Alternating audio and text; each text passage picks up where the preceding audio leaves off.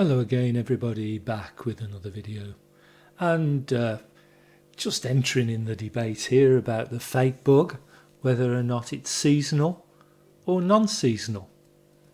And I assume if it's seasonal it means that it will hit different parts of the world at different times.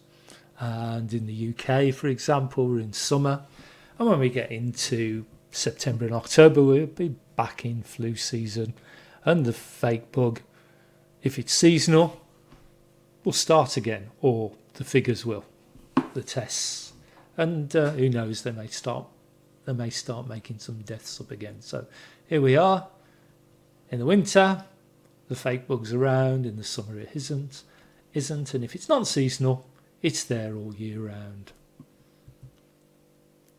Now before I go on, this is a big shout out to Owl Queen.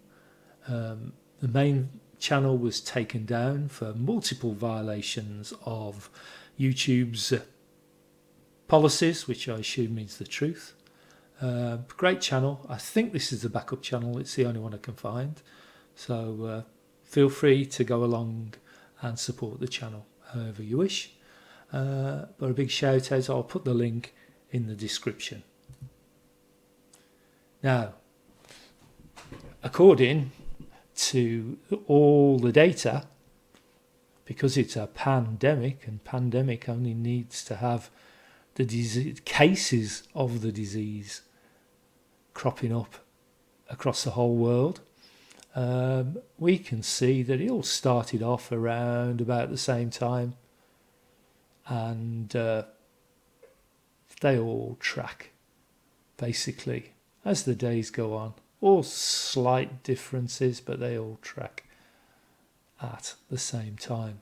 So this is going on regardless of which part of the world you're in, whether it's the southern or northern part of the world. And this was on the 30th of June. Sorry, that was up to the 30th of June. So from that data, it's not seasonal. Now, if we look at the flu seasons in the UK and the US, for example, it's late September to mid-April, with a peak at the end of the year. Flu season in Australia, the southern part of the world, is May to December, with a peak at the beginning of August. So here's England, here's our flu season, basically, and by the time we get to mid-April, it's virtually gone. And if we look at Australia, here we've got the flu season kicking off in early May, going up, peaking in August, and coming back down. So we've got basically a 6-month difference between the two. So if it was seasonal, Australia's would be going 6 months different to the rest of the world. But clearly, from the data that we see, it's all kicked off together. So here's the US and here's Australia. Different levels of fake figures, of course, but we can see some of the kind of major Western powers. They're all at the top, all with the biggest level of deaths. So there you go. Now, let's hear what a couple of experts said early in the scandemic, and also what a self-proclaimed expert in the name of Bill Gates said around about the 1st of July. And I'll pull up a few things that Bill does and says during his little scene in this video. So let's take a look. This is an area where, as somebody who studies these viruses and as a vaccinologist, I have, I'll say it, grave concern. When you think about this COVID-19 outbreak in the US, it started in mid to late February. So we were in fact past our influenza epidemic. It's unlikely that will happen this fall. Rather, we will have, in a perfect overlapping fashion, influenza epidemics COVID recurrence occurring. The second is the tremendous surge demand on the medical system. And the third will be the anxiety around that. And do we really close everything down again and do what we've just been through over the last several months? What's really going to be key is to encourage everybody 6 months of age and older, which is the recommendation, to get a flu vaccine, and in this case, to get it as early as it's available, not wait until December and January. So clearly, this guy, I think this was back in April, says that it's seasonal and it's going to occur at the same time. COVID's going to come back when the flu happens, and it's going to be synchronized and cause lots and lots of problems. And what's he saying? To try and reduce the pressure on the health service, you've got to have a flu shot from 6 months up. And he's urging people to have a flu shot, would you believe? And I assume if a COVID shot's available as well, he'll urge you to take that. And Scott, let's kind of wrap those two stories together. Fauci saying that any one of these vaccines may not last or be as durable as we're hoping. And then your thoughts that us stepping away from the WHO is going to lead to potential problems with developing a vaccine. What is your concern there? Right. Well, this is probably going to be a seasonal vaccine. The coronavirus vaccine is probably a vaccine that we're going to need to take every year. And Dr. Fauci's right. The immunity is not going to be long-term in the form of like a smallpox vaccine or a polio vaccine where you get the vaccine once and you're protected for life or most of your life, or a measles vaccine. You're going to need to take this shot regularly and maybe annually. And the immunity might last up to a year. We really don't know right now, the protective immunity. It does appear that people who have the disease and recover have immunity that could last up to a year, maybe more in some people. It also is going to depend on which vaccine you're talking about. Some of these vaccine platforms, like the adenoviral vector platform, the platforms that use viruses to actually deliver parts of the coronavirus to stimulate our immune system. So those are the vaccines by Johnson & Johnson and AstraZeneca, have vaccine candidates that use those kinds of platforms. Those might stimulate a cell-based immunity. So they might stimulate T cells, which might be longer term and provide some longer term protection. So we really don't know, but I think the expectation should be that this is going to be a seasonal vaccine. So a seasonal vaccine for a seasonal illness. Well, fake illness, because it's all made up anyway. But so you'll be taking your seasonal COVID vaccine with your seasonal flu shot. That sounds wonderful, doesn't it? And this is, I think, back around early May when this clip was released. And clearly they're saying that this vaccine isn't going to last long and you have to take it year on year on year. And that might be the whole population of the world. So mega bucks. So we've got two experts there. Former US Food and Drug Administration guy there. Two so-called experts saying it's going to be seasonal.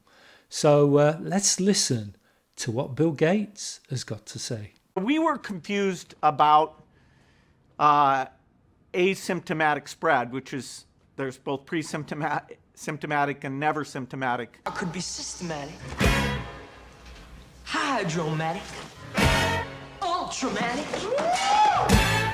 The experts, we were slow. The experts, we were slow. The experts, we were slow. The experts, we were slow to really talk about how important that was. And that meant pushing masks as an intervention. We were slow to do that. Most respiratory diseases make you cough.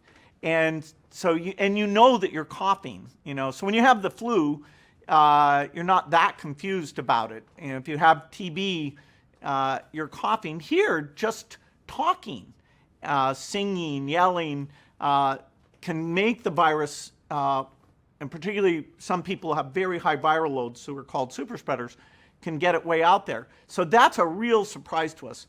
Now, finding those super spreaders, who are they? How do you detect them? That's still very unknown. The duration of protection you get if you've been sick, either very sick or mildly sick, You get some protection, we see that, but how long does that last? Which components are key to that? We're still exploring.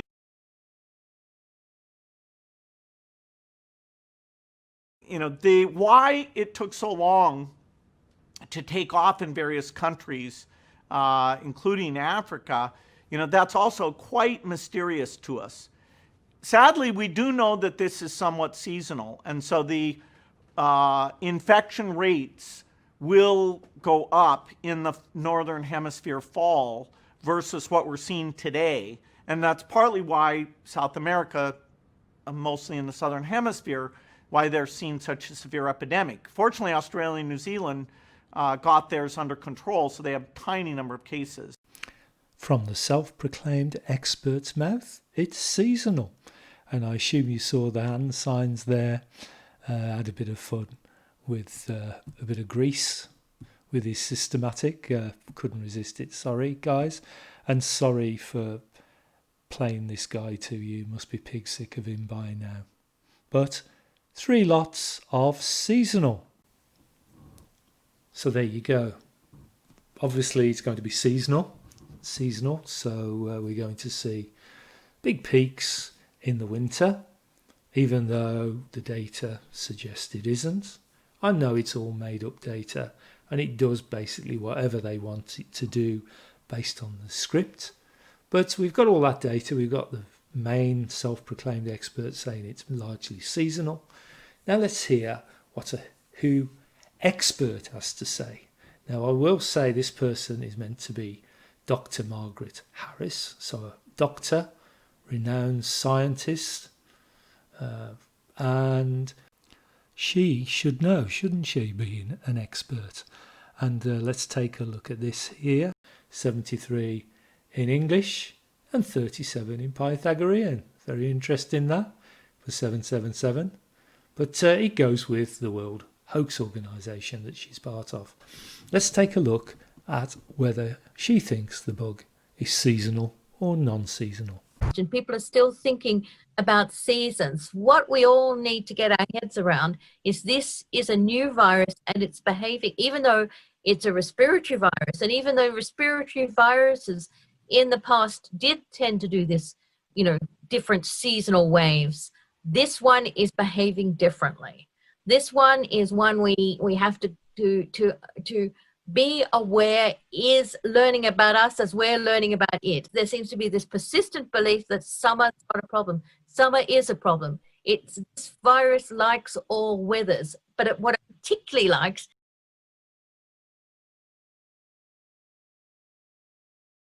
is jumping from one person to another when we come in close contact.